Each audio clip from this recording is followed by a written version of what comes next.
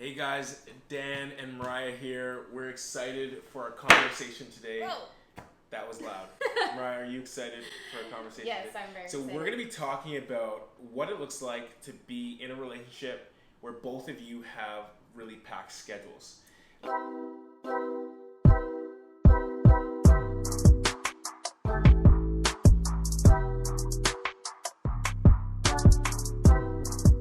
When we started our relationship, there's a couple things that we talked about. Yeah. So both of us had really packed schedules at the time. Both in And- school. Yeah, we were both in school. What else? Working. I was working. You had multiple jobs. Yeah. And we were long distance, so we had to make There time was to travel to each other. a lot of factors. There's a lot going on, but we decided that our relationship was a distraction, Yeah. but it was a chosen distraction. Yeah. And that's the reality of relationships. Yeah. They're going to be a bit of a distraction from what you're doing in the rest of your life, Yeah. but that's okay if it's a chosen, intentional choice. Yeah, and I think that like we used to use that word of like chosen distraction, chosen addition, because I think sometimes when people see you with a full plate, they think that there's nothing that you can add, but it's like no, I can add things that are of value and that I want to choose to add. And so the image I'm giving is of like a server, for example, with like a really full plate, and you saying like, oh, are you good to add something else to your plate? And it's like, yeah, I would love to add something else to my plate because of whatever reason. Because it looks good. Because it looks good, because I actually don't like the image of a server. I think it should be an image of a person at a buffet Okay. who has a full plate, and they get to the end of the line and they see chicken wings. Oh, and they're like, obviously, And they're like, I'm gonna obviously put I one. need to add chicken Wait, wings. You're really So- going to go and skip the chicken wings? So I saw you as my beautiful chicken wing that I just need to add to my plate. How's that image? Drop it in That the is comments. disturbing. Anyways, so we want to drop some tips and hacks as to what it looks like to be a couple that's busy but also in a relationship.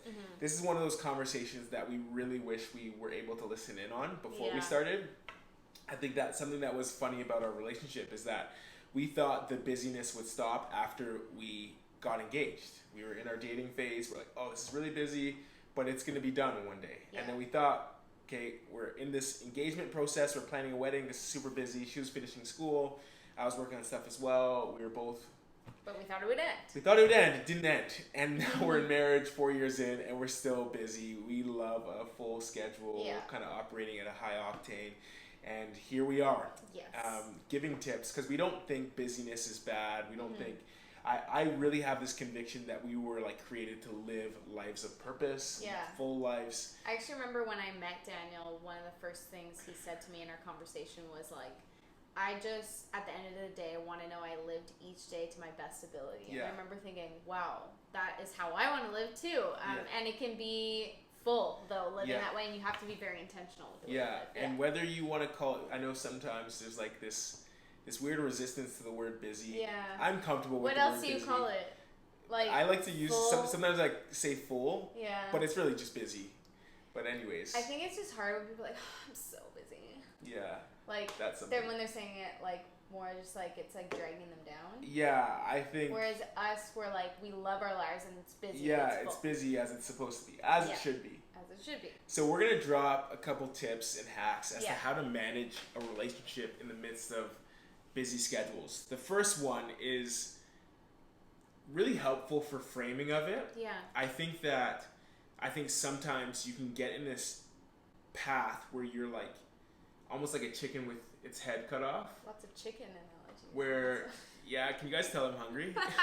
A lot of chicken. Where you're running, you're busy, you're Yeah. expending a lot of energy, but you kind of forget why you're doing You're it. not like present in it. Yeah, so something that we often do is like remind ourselves of the purpose behind our busyness. Yeah. So if it's Mariah taking on another job or me working on my master's, whatever it is, or maybe it's a responsibility or project we take on as a Yeah. couple, we remind ourselves of why we're busy so we're not like resenting it. I think you can get to the point where you actually resent your busyness Yes. or resent the other person's busyness. Yeah. But if we get to the point where it's like, oh no, we know where we're going, we know what we're doing, and this is why, it kind of gives it a deeper meaning than it already has. 100%. Yeah. And I think this like tip, reminding yourself of why you're busy, is really important for anyone who's watching this, who's in the season of engagement. Yeah. Because it can be so overwhelming planning your wedding on top of everything else you're doing. And when Daniel and I were in that season, I was working and I was finishing my degree, and I was moving over to where he was. Yeah. And he was working 2 jobs, and it was just crazy. Like, it was almost so much of a blur that it's kind of hard to recollect now. It's true. But what kept me from being just totally overwhelmed was that I was doing this so that I could marry Daniel. Yeah. And so that we could have a life together and be prepared to be in that life together. Yeah, and I think that this is super relevant for engaged couples, but I think every stage of your relationship, it's so important to ground yourself in why. Yeah. Because, like, I think that even now, something that we've been thinking about a lot is, like, how are we setting ourselves up for success 10 years from now? Yeah. Or 15 years from now, or 20 years from now? And it helps us it helps us gain perspective and then give purpose to our busyness in the present in light of the future. So remind yourself of why you are busy, the purpose behind your busyness. Yes. Yeah. Okay. The second one is to communicate your needs. This is so crucial when you and your partner, spouse, boyfriend, girlfriend are busy, because you'll have different needs and you'll need to share what those are, because the other person doesn't always know what you're needing off the top of your head. Like, for example, Daniel is very much so an internal processor. We've talked about that in one of our last videos. And so for me, I could think, like, he's fine, he hasn't mentioned anything. But it's important for me to know to ask, like, hey, are you okay? Like, how are you processing this? Because otherwise, he might just kind of be going through the motions and I would never know. Yeah, and like Mariah says, it's not intuitive for me, but I think it's so important for me to get into the discipline of it now, and also as the future progresses. Just because, like, the reality is, if you're someone who operates a busy life, or is subject to a busy schedule, or chooses a busy schedule, however you want to put it, that your needs will constantly be changing in each season. So getting into a discipline as a couple of, like, communicating what you're needing is so helpful. So you can, one, prepare the person mentally who you're with, and 2, so that you can make the necessary adjustments so that you can be serving each other well in the seasons of busyness. 100%. And it can be vulnerable to share your needs. Yeah. Because it can it's hard. Because I think that you can kind of convince yourself, like, oh, they should know. Yeah. They should know. How do they not know what I'm feeling, or how do they not know that I need? Yeah. And so it can be vulnerable to share, but I just think it's so important to, like, step into that vulnerability and remind yourself that they might have no idea that that's what you need. And I think, to be fair, like, as you grow in relationship with a person, like, even for us, we've probably realized, and I've realized over the last 6 years of us being together, I've grown more intuitive to your needs. But the reality is, again, needs change. People evolve, so it's so important to continue to keep those communications pathways open, so that you can continue to adjust to each other's needs and accommodate each other where it's necessary. So, the next thing we wanted to talk about is protecting your time. I think that for both of us, protecting our time has been something that has been increasingly more of a value to us, especially as we shift into a kind of stage in our life where we're working jobs at different organizations. We have different projects that we're working on individually, but also together. And we also want to continue to value the times that we have off just together. Right now, Saturdays are the only day that we both have off. And then that means Friday nights are the only nights where we don't work the next day, where neither of us work the next day. So we really try to protect our Friday nights and our Saturday days up until, like, Saturday evening. And this has been super helpful for us for building our relationship, going out on date nights, being able to, like, connect, touch base about the week prior, and also look forward to the week ahead, plan for the future. There's different things that we're able to hit in that window. And we've realized that it's so important to protect it. I think that something that we've gotten used to is saying no to things a lot more than we once did. I think that, especially on Friday nights, you guys know how sacred Friday nights can be. We started saying no to things in the name of protecting our time together. Yeah. And with the hope that we'd be able to say yes to a life of building our relationship and investing into each other. Yeah. And it's important to know what you like to do for fun together in protecting that time. To be intentional with how you spend that protected time, because it can be tempting if you're super tired from the work week and stuff, just to like chill out and do nothing, or like both separately scroll on your phones for hours. But how are you going to take that time you have off together and build your relationship? It's so true. So protect your time. Protect your time. Okay, the next one. This is my favorite. Is Daniel's favorite because he's the king of efficiency. And I'm not saying this. I'm not saying it's my favorite to like end the video with a bang or to hook you. It genuinely is my favorite. Okay.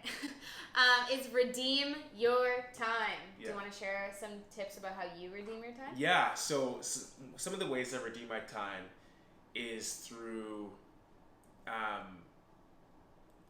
I think in general, as a couple, what we'll do is like we'll work out together. Yes, I think that's one of the hacks. I think that because we live in a city and I do a lot of walking, I'll like call Mariah on my walks. I'll say, hey, like Kate, I'm walking from one part of the city to the other. I have about 10 minutes. I know she's working, but I'm gonna try to call her quickly to make sure that we're connecting throughout the day. I'd say that when it comes to Mariah working her serving job at night, that's one of the jobs that she's kind of taken on the side.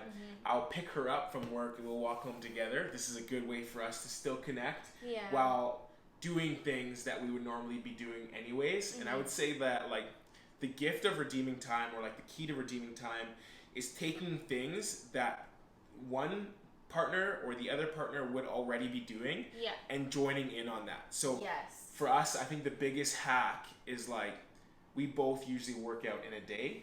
And so I think that just like just overlapping. When they line up. Like so if you plan on working out at 3:30 for example, it's like me planning to work out at 3:30 as well, so that we're doing that together as opposed to separately. And I think in some ways you have to kind of learn, again, it kind of goes back to communicating needs, what the other person needs. So for example, Daniel loves to call throughout the middle of the day, but sometimes for me when I'm in the work zone, it's like kind of hard to get out and be like in a phone call, and sometimes I could be like almost like pushing you off the call because I'm like, well, I'm at work.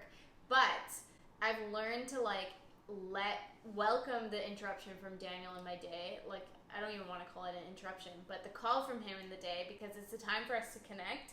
And even if it's like 3 minutes, it's like so important to build our relationship and check in with each other. I think it's so good. So there might be little things like that, or maybe you're someone who like hates texting, but that's a way your spouse really wants to connect. Like, make those tiny little sacrifices so that you can connect more and build your relationship. So those are our tips. I think that like always, that wasn't like a comprehensive list. We truly believe that the best conversations that are going to happen are not the ones that are happening here in the comments, but we believe that they're the ones that are happening in the comments. So let's keep the conversation going. If you haven't already, make sure to like and subscribe. We appreciate you, and thanks for joining in on this conversation. We'll talk to you next week.